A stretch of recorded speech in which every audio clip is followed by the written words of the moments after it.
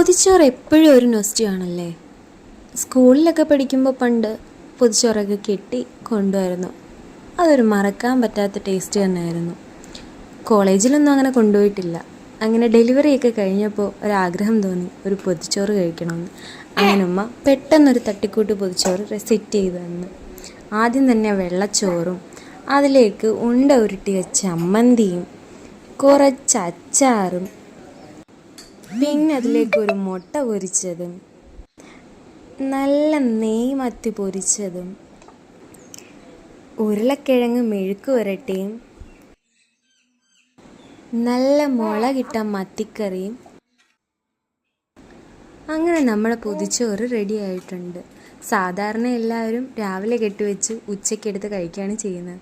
പക്ഷേ ആക്രാന്തം കൊണ്ട് ഞാൻ അപ്പം തന്നെ ഇങ്ങെടുത്തു. അതുകൊണ്ട് അധികമൊന്നും